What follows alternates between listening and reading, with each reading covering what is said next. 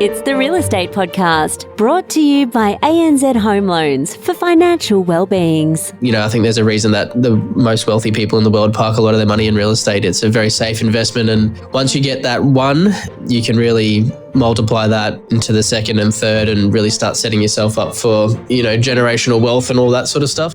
And that is Jesse in Ipswich in Queensland this morning on the Real Estate Breakfast. We'll get back to him in just a moment. Welcome back into your working week if today is like a Monday after the long weekend. It's another episode of the Real Estate Breakfast as we travel around Australia finding out all of the important property insights for you. And we talk to anyone who's anyone in the real estate industry, so you don't have to.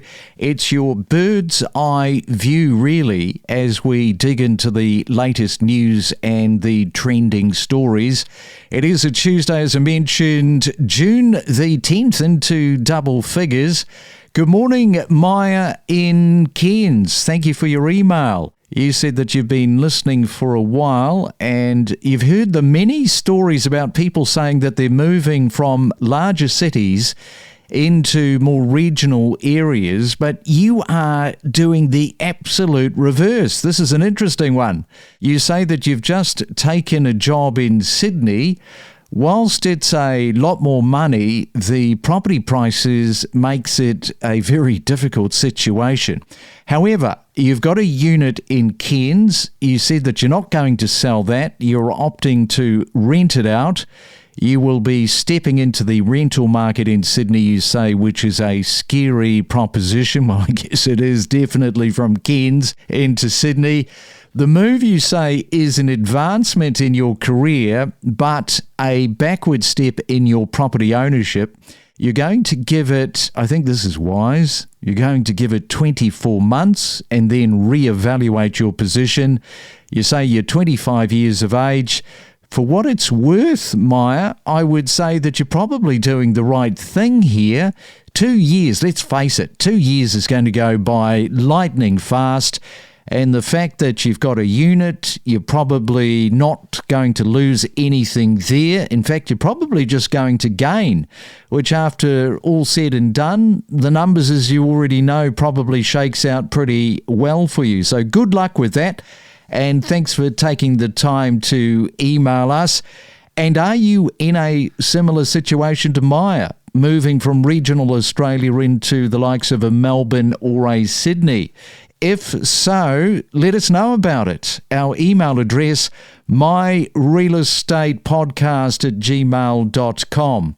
Right, let's catch up with Jesse Patrick from Strud Property there in Ipswich. And the first thing, Jesse, is that is a complete reverse order probably of what you are seeing in Ipswich, people moving from larger regions into your region. Yeah, absolutely. We generally see people coming out of those CBD hubs and coming out to a slightly more rural setting purely for value for money in terms of what land size you can get, size of house for a similar value, if not cheaper. And tell us a little bit about Ipswich, because for a long, long time, the market just didn't do anything. It was very, very flat. Then came along this thing called COVID. Everybody thought we were going to lose value. I can only imagine when people were talking about losing value at the start of COVID, if you were in an Ipswich, you'd be thinking, my goodness, can we go any further backwards? Yeah, absolutely. Before I got into real estate, the market did not too much. There was no real capital growth. From what I'm told, if you were selling your property and you were breaking even, then you were doing really good. Even for myself, buying property in Ipswich at a young age, it was kind of scary because you didn't know whether you were going to get any sort of momentum from it or any sort of benefit. But then, like you said, COVID came along, and I guess still being fairly undiscovered and the prices still being at a fairly low median, the attraction was there, and from there, the prices have, escalated quite dramatically in a lot of areas. So in Ipswich, in terms of these larger blocks, how much heat in the market at the moment is there from people from, let's say moving from a Melbourne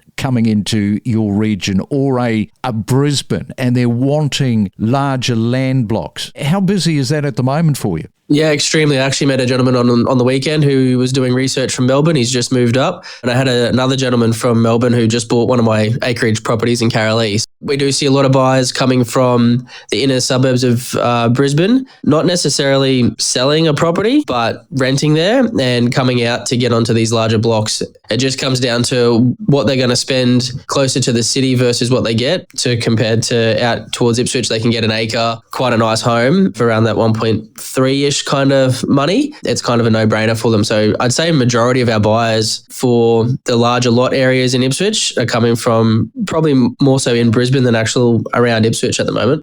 Yeah, and Brisbane and the correlation to Ipswich, there's all this chatter about Brisbane is entering a golden era of property with the 2032 Olympics, attracting interstate people and investors. How much chatter is that in terms of an Ipswich? Are you feeling some of that flow-on effect? Yeah, definitely. It's a conversation I'm having fairly regularly. We're getting lots of interstate investors inquiring on our properties purely for that Olympic period. And I think, you just get a lot of infrastructure and a lot of hype during that times. We're having heaps of conversations with buyers from Sydney, Melbourne, interstate buyers consistently around the Olympic period.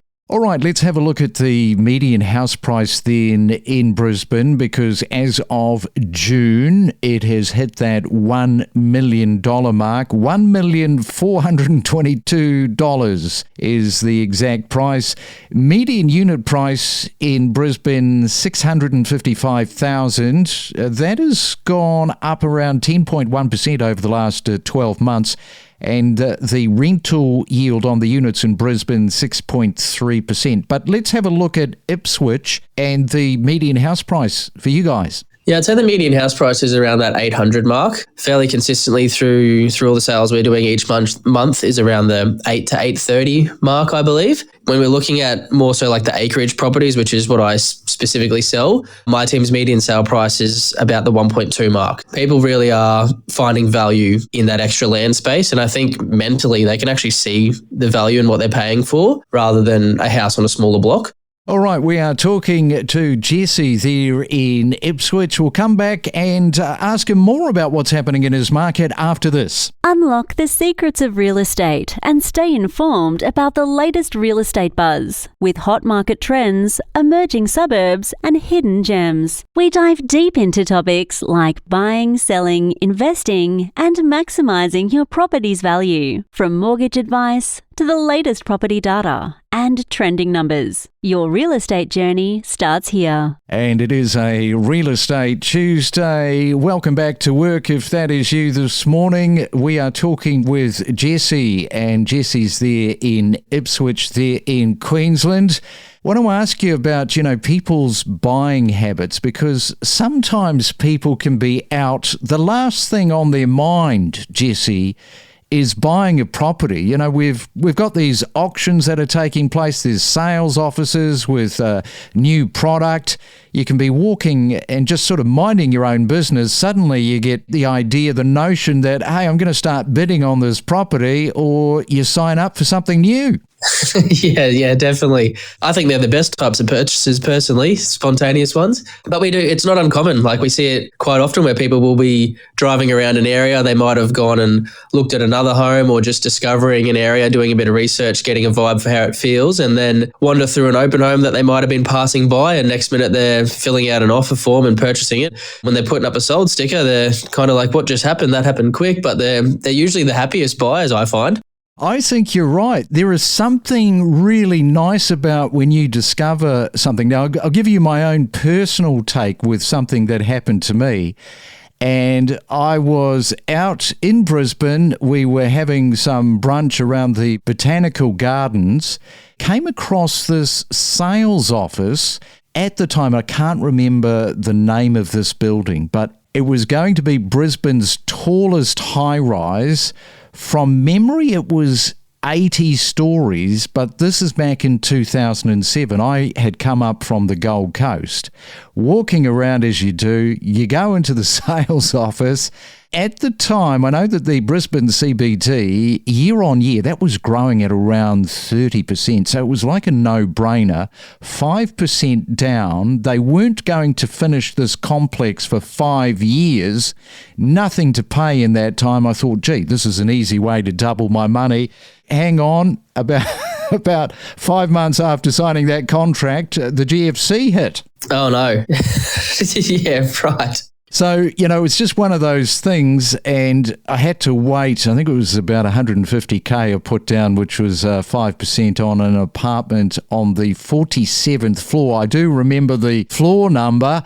So 2025, how's things tracking for the rest of the year for you? Yeah, really good. On average, I guess as a business, we're listing between 60 and 80 properties a month. We're finding that they are a little bit harder to come by at the moment. But in terms of sales, there's a lot of people doing, I guess, a bit of research. I'm finding a lot more people doing research rather than actively buying, but we're still putting lots of properties under contract each month. They're not staying on the market too long. Days on market since this time last year have extended, but the median value stayed about the same, slight increase. So it's tracking along very steady. I think with the new first home buyers schemes and things coming in the new financial year, potentially going up to that $1 million mark, I think that's given a lot of buyers confidence. So I do see the spring selling season this year probably having a fair bit of hype around it. The best piece of advice, Jesse, that somebody has given you that has stuck with you when it comes to real estate, can you pluck something in the back of your brain that you were told that you could share with our listeners this morning? My grandfather, absolutely. He drummed it into me from a very young age that I should try and get into the property market from a young age, which fortunately enough, I did listen to him and I was able to get a house when I was, I think, 21. I think there's a reason that the most wealthy people in the world park a lot of their money in real estate. It's a very safe investment. And once you get that one, you can really multiply that into the second and third and really start setting yourself up for, generational wealth and all that sort of stuff. So a lot of first home buyers, I see that they do get very scared about, getting a mortgage and spending a lot of money on a home, which is completely fair enough. But I think it'll always come out in hindsight where you look back and you think, I'm so glad I did that when I did and didn't wait any longer, because a lot of people are starting to get a little bit more priced out and it's going to only get more and more difficult from what I'm seeing. Your granddad, is he still with us? Yeah, he is. He's a legend, the great PM, we call him. The great PM. All right. So what's his first name? Paul Morris. All right, Paul. So nice little piece of advice you gave the grandson.